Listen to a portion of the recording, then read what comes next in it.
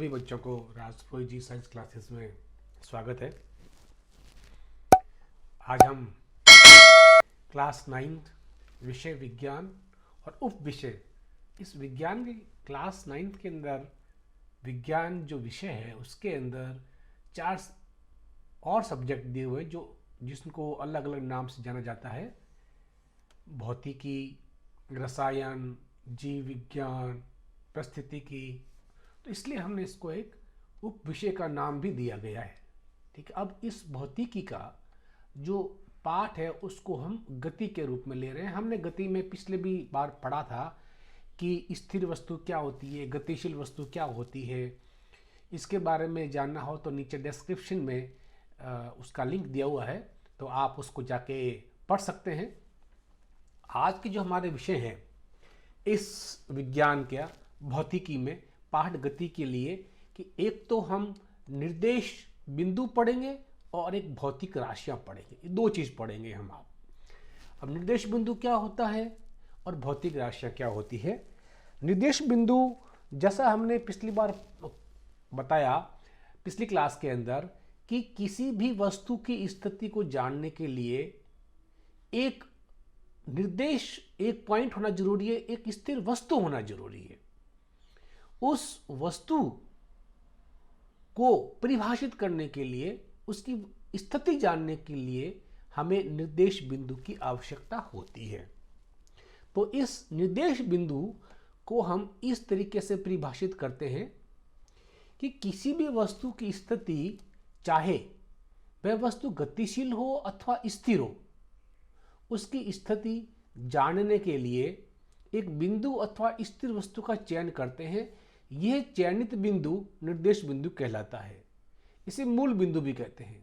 देखिए, इसके अंदर जो हम स्थिर वस्तु हो या चाहे गतिशील हो, इन दोनों की वस्तु स्थिति जानने के लिए, उसकी पोजीशन जानने के लिए हमें निर्देश बिंदु होना जरूरी है। जैसे कि मैं एक यहाँ पर एग्जांपल लिखता हूँ पहला, कि मेरी स्कूल 5 किलोमीटर है। मेरी स्कूल 5 किलोमीटर है, ठीक है।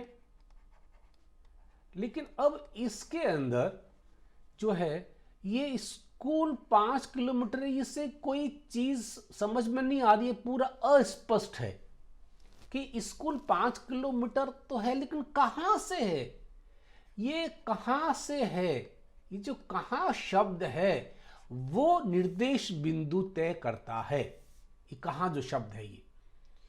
तो जैसे कि घर से स्कूल की दूरी 10 किलोमीटर है ना। ये जो लाइन है, अब ये अपने आप में संपूर्ण है कि स्कूल की स्थिति मेरे घर से 10 किलोमीटर है। मेरे घर से स्कूल 10 किलोमीटर है, ठीक है। अब ये जो स्कूल की स्थिति है वो अब स्पष्ट हुई है, ठीक है। अब हम इस स्कूल का हर एक बच्चा अलग अलग तरीके से परिभाषित कर सकता है निर्देश बिंदु के हिसाब से, क्योंकि किसी का घर जो है 15 किलोमीटर है, किसी का 5 किलोमीटर, किसी का बिल्कुल पास में स्कूल है। तो कोई बच्चा कहता था मेरा तो घर बिल्कुल स्कूल के पास में ही है, तो मतलब वो उस स्कूल की स्थिति जो है वो बताता है स्थिति। आई समझ में। तो जो हमारा ये जो घर है, अब हमने जो घर एक चयन किया है, ये चयनित बिंदु है, हमारा एक स्थिर बिंदु है, ये ही हमारा निर्देश बिंदु है, ये स्थिर बिंदु। हमने हालांकि अब घर भी स्थिर है, लेकिन वो स्कूल भी स्थिर है, दोनों स्थिर है। लेकिन अगर हम स्कूल को ऐसे बोलेंगे तो हमारा पार नहीं पड़ेगा। हम इसको नहीं जान सकते कि स्कूल की पोजीशन जो कहां से 5 किलोमीटर है, कहां से 10 किलोमीटर है। इसलिए हमने एक बिंदु आपने तय किया कि मेरे घर से जो है 10 किलोमीटर है, या 5 किलोमीटर, या 15 किलोमीटर, या 2 किलोमीटर जो भी है। इसी प्रकार हम अगर रेलवे स्टेशन की बात करें, रेलवे स्टेशन, ठीक है, तो वो भी हमें किसी न किसी बिंदु के सापेक्ष जो है उसका डिस्टेंस देना पड़ेगा, दूरी देनी पड़ेगी, ठीक है ना। तो आपने देखा होगा कि एक शहर से दूसरे शहर के बीच के अंदर का फासला जो है, मान लो कि 175 किलोमीटर है, ठीक है ना। तो ये कहां से मेजर हुआ? वहां से एक इस सिटी का, इस शहर का एक बिंदु लिया गया, कोई एक बिंदु। इस बिंदु से हमें यहां पर इस बिंदु के सापेक्ष, इस बिंदु, ये ए सिटी है और ये बी सिटी है, इसका भी एक बिंदु लिया गया, इसका भी एक बिंदु लिया गया। अब शहर तो बहुत बड़ा है, बहुत लंबा चौड़ा शहर है, ये भी बहुत लंबा चौड़ा शहर है। तो एक बिंदु लिया गया जहां पर 0 दर्शाता है इस शहर से, तो यहां से 175 किलोमीटर है। अब मान लो शहर सी है, वो यहां से 45 किलोमीटर है, ठीक है ना। तो ये 45 किलोमीटर जो है वो अब यहां से है, इस जो ये खत्म हुआ 175, वो अब इसके लिए 0 हो गया और यहां से, लेकिन यहां से ये जो दूरी है 175 प्लस 45 किलोमीटर है। इस प्रकार हम जो है ये बिंदु, जो चयनित बिंदु है वो निर्देश बिंदु कहलाता है और इसे ही मूल बिंदु भी कहते हैं, ठीक है। अब आपने बच्चों ग्राफ तो किया ही होगा, है ना। तो इस ग्राफ, जो ग्राफ हम करते हैं, उस ग्राफ के अंदर हम इस प्रकार से कुछ लेते हैं कि मान लो अब इसका एक ग्राफ, किसी भी चीज का ग्राफ बनाते हैं तो ग्राफ कुछ इस प्रकार से होता है ना। ये चीजें हैं, मान लो ग्राफ की लाइन है ना, परपेंडिकुलर लाइंस है, ठीक है ना, और ये वाली ऐसी लाइंस है। तो हम इसको करने के लिए हम यहां पर एक ओ बिंदु यहां देते हैं, पता है ना आपको। फिर हम यहां से नापते हैं 1 2 3 4 5 6 7 8 9 10, ये फिर यहां से अपन नापते हैं 1 2 3 4 5 6 7 8 9 10, ये सारे सेंटीमीटर में, है ना। तो ये हमारा निर्देश बिंदु है, ये हमारा मूल बिंदु है यहां से हम, ठीक है ना। तो हमने सेंटीमीटर कहां से नापा? यहां से नापा है, यहां से मेजर किया। अब दूसरे रूप में ग्राफ देखें हम, ठीक है ना। ये बड़ा इंटरेस्टिंग चीज है, ये इसको आप जरा देखिएगा, ठीक है ना, कि हम ये जो निर्देश बिंदु हमने उधर ग्राफ 1 के अंदर जो ओ लिया है वो एक कॉर्नर में लिया है, कोने में लिया है। अगर हम यही ओ बिंदु इस ग्राफ के बीच में लेवें तो कैसे हम मेजर करेंगे, ये देखने वाली बात है, ठीक है ना। ये ग्राफ और बताऊंगा, ठीक है ना। अब हमने यहां से मान लो ग्राफ बिंदु ओ यहां से लिया, अब यहां से हम 1 2 3 4 5 6 7 8 9 10 तो मेजर कर लिया हमने यहां से, और यहां से ऊपर जो है 10 मेजर कर लिया, ये भी 10 सेंटीमीटर अपने यहां भी मेजर कर लिया, ठीक है ना। 1 2 3 4 5, लेकिन अब हम इसका उल्टा मेजर करेंगे तो ये माइनस में दिखाना पड़ेगा हमें, ये -1 -2 -3 -4 -5, ठीक है ना। ये बहुत महत्वपूर्ण है, आपने किया होगा, है ना। तो ये जो ग्राफ है इस प्रकार हमारा निर्देश बिंदु भी यहां आ गया। अब मान लो हमने ग्राफ ऐसा लिया है, ठीक है ना, ऐसा लिया ग्राफ,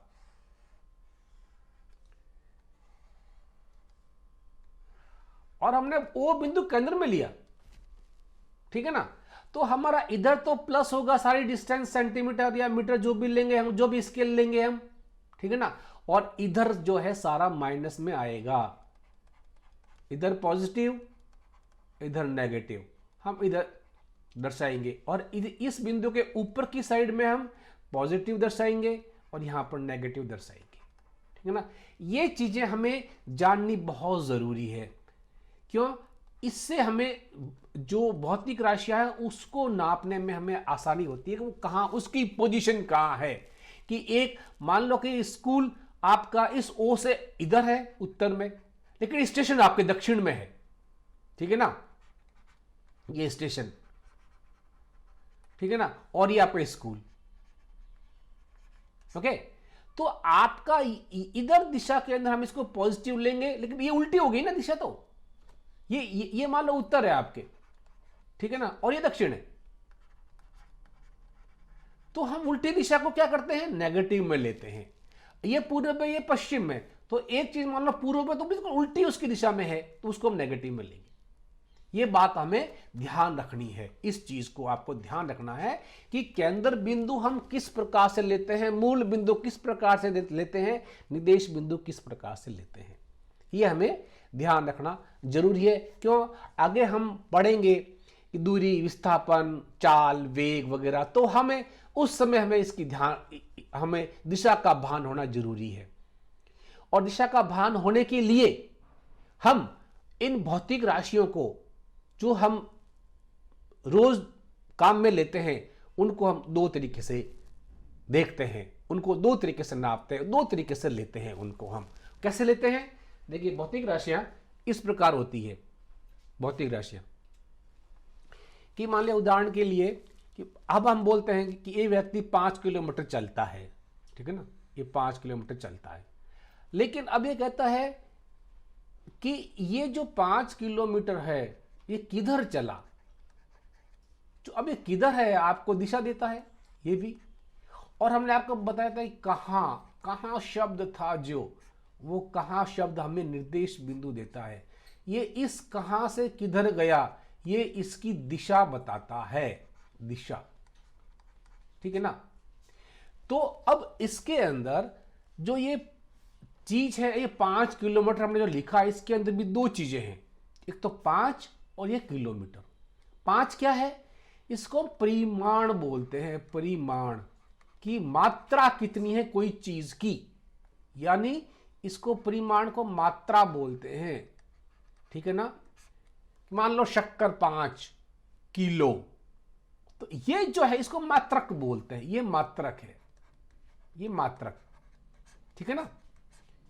तो अगर आप मान लो किसी दुकान पे जाओ और आप बोलो मुझे 5 शक्कर देना, 5 शक्कर, इसका कोई मतलब नहीं निकलता, और वो आपके ऊपर दुकान वाला हंसेगा कि 5 शक्कर क्या होता है, फिर आपको अपनी गलती महसूस होगी, नहीं 5 किलो मुझे 5 किलो शक्कर चाहिए। हाँ, अब ये बात पूर्ण हुई, अब वो दुकानदार वाला हंस के बोलेगा हाँ आपको 5 किलो शक्कर चाहिए। इसी प्रकार अब हम 5 किलोमीटर बोलेंगे तो ये 5 और ये किलोमीटर, ये दो चीजें हैं, अलग अलग है, ये तो परिमाण है और ये मात्रक है। इसी प्रकार हम 5 लीटर दूध को हम लीटर में लेते हैं, है ना, तो ये 5 और ये लीटर, ये हुआ परिमाण या मात्रा, और ये लीटर। तो जब वस्तु सिर्फ और सिर्फ परिमाण और मात्रक के रूप में हो तो हमें उसकी दिशा की आवश्यकता भी नहीं हो, तो उस वस्तु को कुछ और बोलते हैं। और जब परिमाण और मात्रक के साथ साथ में दिशा भी हो तो हम उस चीज को कुछ और बोलते हैं।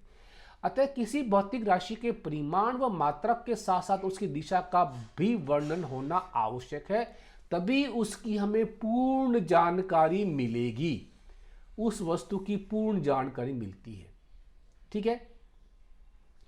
तो अब हम इन भौतिक राशियों को दो प्रकार से देखते हैं। जैसा कि आपको बताया कि भौतिक राशि के लिए क्या क्या चीजें आवश्यक है, 3 चीजें आवश्यक है। एक तो 3 चीजें, परिमाण, ठीक है, दूसरा उसका मात्रक, ठीक है, और तीसरा उसकी दिशा, ठीक है ना।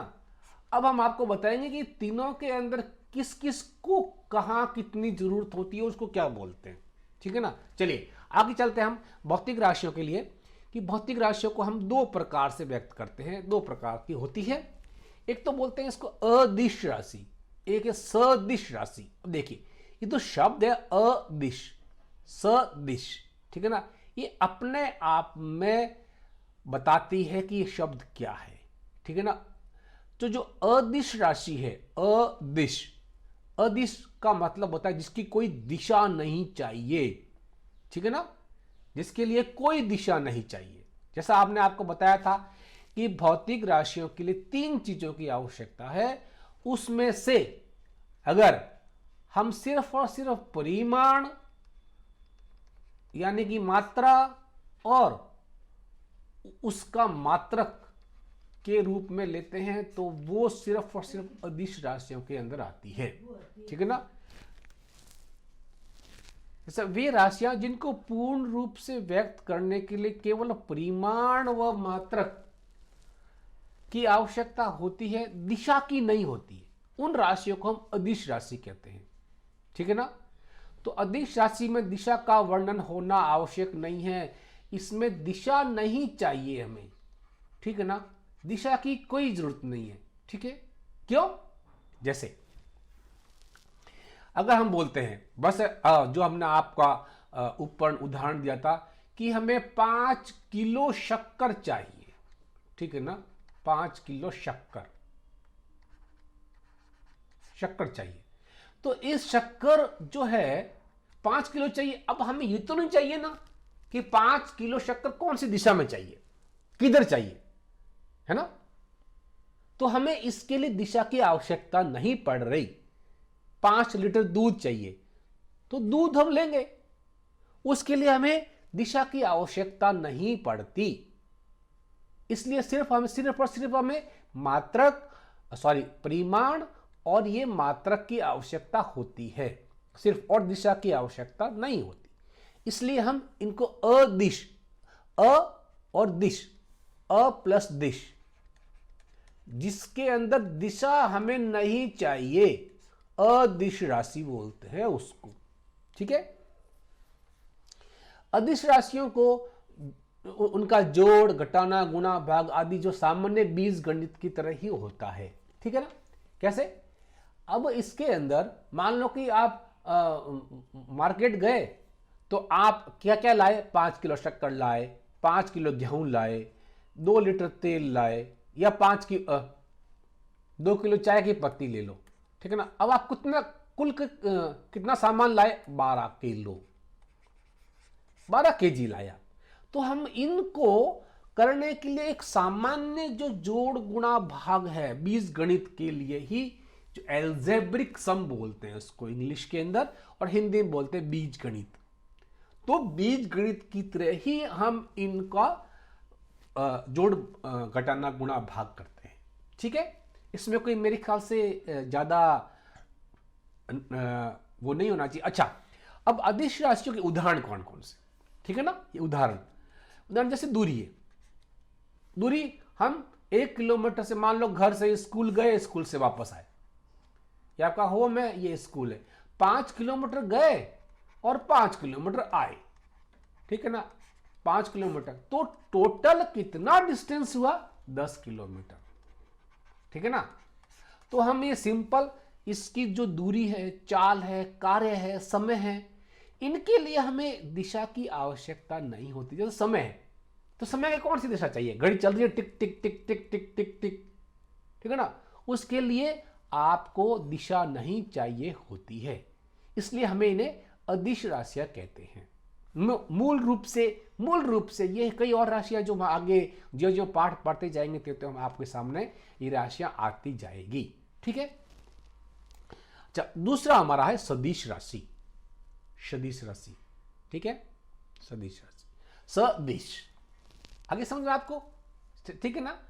स प्लस दिश, तो जिस राशि को दिशा चाहिए यानी दिशा सहित राशि, उसे सदिश राशियां बोलते हैं। इसको इंग्लिश में बोलते हैं वेक्टर क्वांटिटी, वेक्टर, ठीक है। और उसको बोलते हैं, अदिश को बोलते हैं स्केलर, वेक्टर और स्केलर, ये हो गया आपका सदिश। और इसको बोलते हैं अदिश, जिसको दिशा नहीं चाहिए और जिसको दिशा चाहिए। अच्छा, वे भौतिक राशियां जिनमें भौतिक राशि को व्यक्त करने के लिए परिमाण चाहिए, मात्रक चाहिए और उसकी दिशा का भी वर्णन आवश्यक हो, सदिश राशि कहलाती है, ठीक है। अब इस सदिश राशि को, जैसे हम एग्जाम्पल के रूप में, आप वापस वही हम स्कूल और घर का आपको एग्जाम्पल लेंगे। ये हमारा घर है, ठीक है, और ये हमारे स्कूल है, ठीक है, ये हमारे स्कूल है। अब यहां से हमारा स्कूल में बच्चा बोलता मेरा स्कूल मेरे घर से 5 किलोमीटर है, ठीक है ना, ओके, ये भी सही है। तो अब मैं ये वाक्य इस प्रकार से लिखता हूं मैं, मेरी स्कूल मेरे घर से 5 किलोमीटर दूर है, ठीक है। अब इसी वाक्य को मैं इस प्रकार लिखता हूं, मेरी स्कूल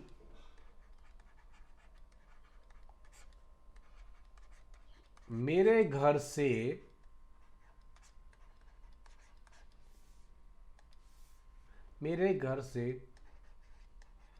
उत्तर दिशा